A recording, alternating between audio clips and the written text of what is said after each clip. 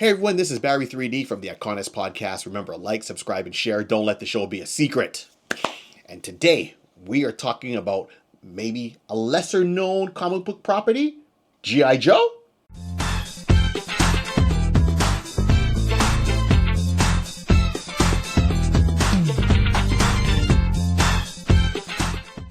Hey everyone, so as I was saying, we're talking about G.I. Joe. Now I know you're going to say, Barry, how's G.I. Joe lesser known? We've talked about G.I. Joe before. Everyone has talked about G.I. Joe. What I mean by lesser known is, did you know in 1964, issues number 53 and 54 of DC Showcase were the ones that brought out G.I. Joe in comic book media back then? Huh?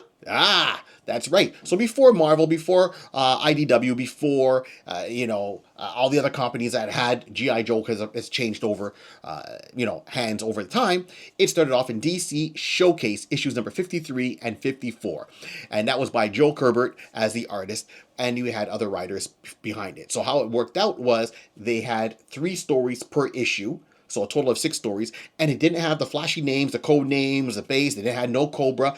These took place during World War II, and it focused really on the soldiers. So the dolls that were made by Hasbro, the 12-inch dolls, and each one, be it if it was Army, Marines, Air Force, it covered all of them, and it gave them a time to shine. Now, was it smart for them to put that out in December?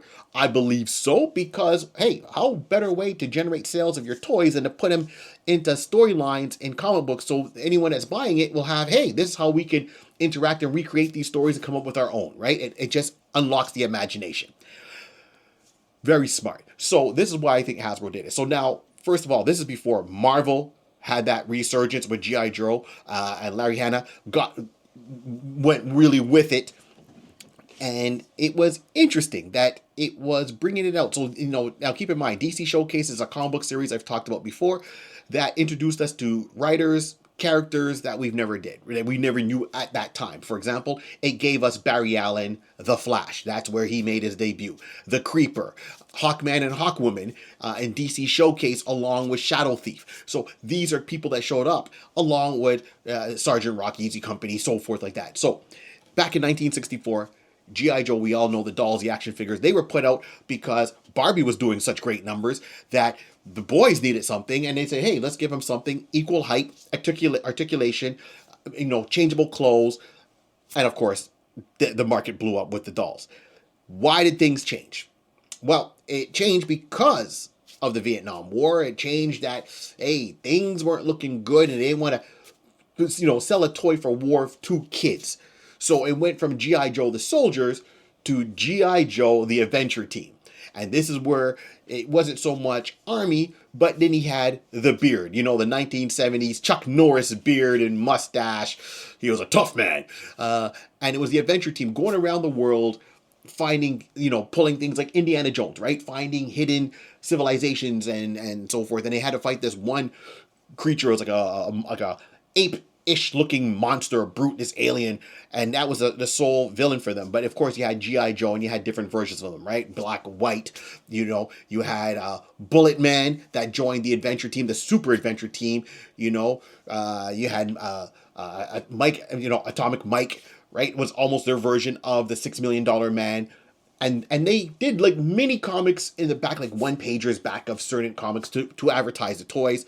And of course, they had playsets. Now, keep in mind, their playsets, the figure is 12 inches tall, so the playsets were huge. Be it their bases, be it if it was the Jeep, their tackle box.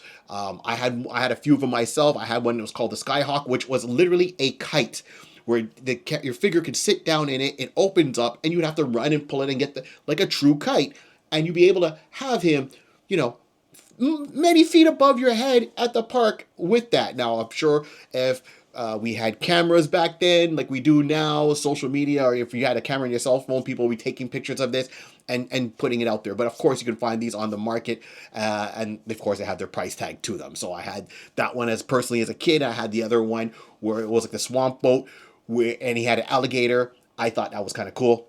Anyways, that's my G.I. Joe experience. Now, why I say lesser known is because we know the toys. Be it the soldiers, be it the adventure team, be it the super adventure team.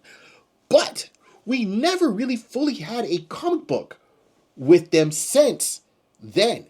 And I think that it would be interesting to turn around and bring back some creators, or get creators now. I don't mean have to bring back the ones before, but get people that have interest in it and make mini, like, short stories, mini series with the original GI Joes, and show maybe that they were the prototype for the team that we recognize today, right? With like Duke and Snake Eyes and Scarlet and CoverGirl and Timber, right? Spirit, right? Like Freedom, like the whole 9 yards. Cobra Commander.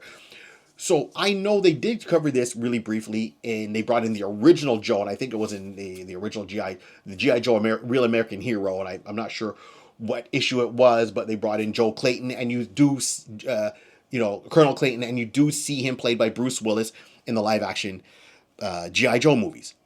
But I think that's more. He's retired. He's at the end. He's gone through this. This is the person that kind of put things in motion. Why not? Why not give us a mini series on maybe Joe back in his younger days, at the beginning, the prequel, as it will, of what could have been starting the GI Joe team, and him taking random soldiers to make an elite force to go ahead. And I think that would come across in some good stories and comic books, add more history to what we have already, and then get into the transition from them going from soldiers per se into the adventure team in comic is what I'm talking about. Darwin Cook, the artist, rest in peace, he's passed away a long time ago, was pitching an idea on doing the original GI Joe team comic book, right? This is no Duke, no Snake Eyes, no Hawk, no Cobra Commander, no the Crimson Twins, none of that. This was going back to the original. Let's get back to the beginning of his career and all the stories we didn't get back then. Could they do it as miniseries once every couple of months or years? Sure, let's go with that. And I would say let's start with G.I. Joe, the 12-inch doll, right before the adventure team, and get into some of his adventures. See how the military and his military adventures took place. They took place obviously in World War II, change the setting, but do those adventures, or maybe keep it around that time, maybe tail end. Do those adventures, and then shift him to G.I. Joe, the adventure team. Still could be, instead of independently run, it could be still a military thing, but doing something different for the military. And this is the birth of the Real American Hero years down the line. But let him go and pick out his special list and have that elite team. Doesn't need to have 40 members in it. Keep it small, tight team, and there we go. And then use things that we would remember from the playset in there, right? And it wouldn't be neat as product placement. These are products that would still be neat, and you'd say, oh, I had this toy, I had that toy. This is how he's using it in this mission. This is how he's using that in mission, right? So from the Jeeps to the mobile base to the Skyhawk, the whole 9 yards. This is where I think this would shine as a miniseries and go through and add more to that G.I. Joe lore, right? I think DC Comics Showcase started it, and it fell, and Darwin was really a fan of it and wanted to bring it back. And of course, it just didn't make it to paper. I especially if you could tie that into Cobra present day, even if they have to go Cobra Law and something like, I know, but give them maybe some other villains to fight. So this is my 2 cents. G.I. Joe should have a miniseries. G.I. Joe should have, and I mean a miniseries on the original character. So bring back Joe Clayton, give him the earlier adventures, do some adventures with the adventure team, and bring them in. And I think, I believe there's interest in it. If you agree, write it in the comments below and let me know. Till then, remember, this whole world was created by a pencil, a piece of paper, and lots of imagination. Keep on dreaming.